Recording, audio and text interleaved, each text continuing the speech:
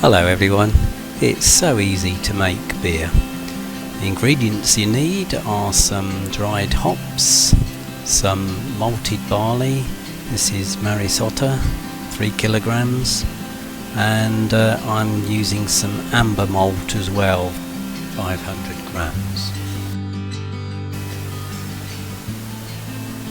Also need some sterilizing solution which we make with this Young's sterilizing powder, and that's for all the containers that we need to use in the brew. There's a big brewing bucket, sponge to clean it out with, brand new sponge. In the bucket there's a bit of sterilizing solution. This blue thing is what we mash the grain in, and there's also a siphoning tube and a keg to put the finished beer in, so you can get away with less than that if need be. I also need a boiling pan, and I've got some water going here, heating up, ready to put in with the malted barley to mash out the wort. Here I've got the bag that I'm going to fill up with the grain.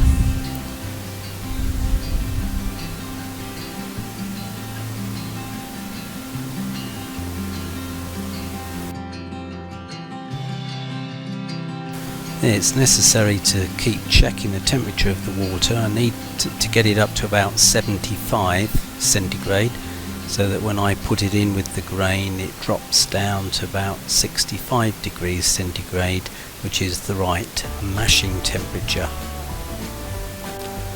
I've put the grain in the bag just to keep it all together so it doesn't make too much mess, and put it in the mashing tun, as it's called, big picnic tub, really, insulated, and the water should be up to temperature. Let's check it out. That's fine, so it can go into the grain. So the water's added, see it's steaming away there. Just put the lid on, seal it up, and it stays there now for a couple of hours to mash. You'll remember that mashing extracts all the sugary malt out of the grain, and it gets absorbed by the water.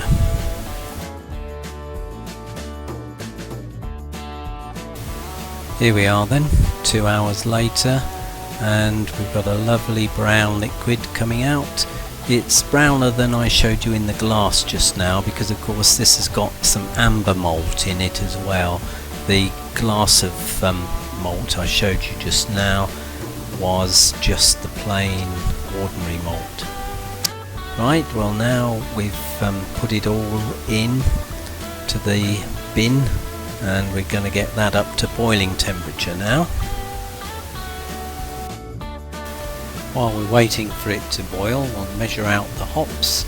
Only half that packet, 50 grams needed really, and then we'll use a bit more at the end of the boil to give it a bit of after hop taste.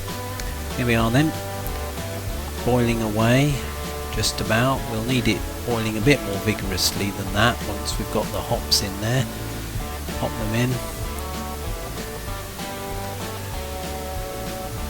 and they'll need about an hour.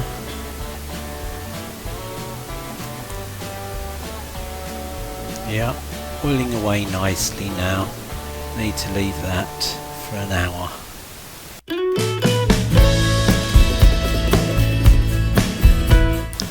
So an hour's up.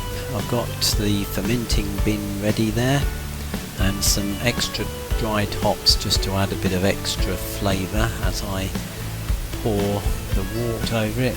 A bit steamed up there, you see. So the sieve takes out all the loose hops, and as the hot wart's poured over the dry hops that are in there, it adds a bit of extra hoppy aroma and taste to the beer.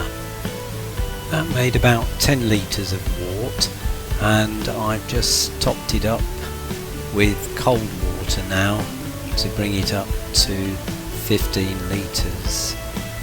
I can't do a lot more until it's cooled down. This is actually the next day. It's cooled down to about 20 degrees C.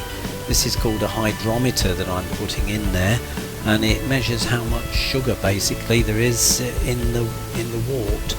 And the bottom of that red line you see there is 1040 original gravity, and we need to ferment it until we get down to about 1010, giving us around about a 4.5% beer, depending on how far it goes.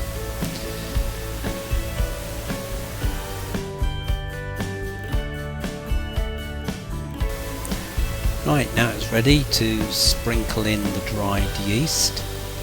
This is actually quite an expensive little component. It's £2 or £3, that little packet, but it's specialised ale yeast, and you sprinkle it in, and then in 2 or 3 hours it will have started to bubble away, converting the sugars into alcohol, and the bubbles of course would be carbon dioxide. And here it is a few hours later, beginning to bubble away.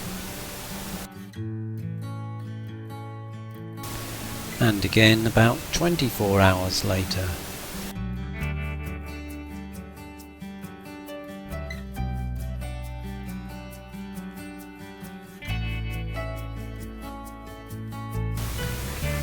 So after about 3 days the fermentation has subsided, and it looks a bit mucky, but that's always the case really.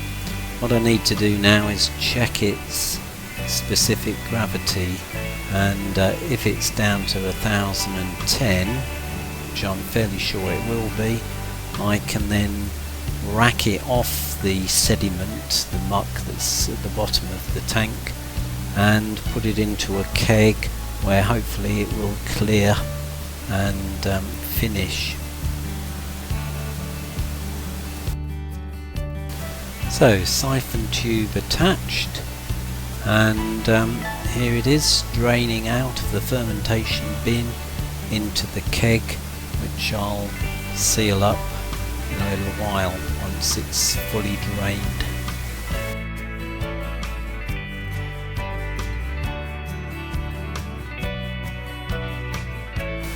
So there we are then, all in the keg done up nice and tight, and the fermentation bin now will need a jolly good washout, which is probably the worst job of all.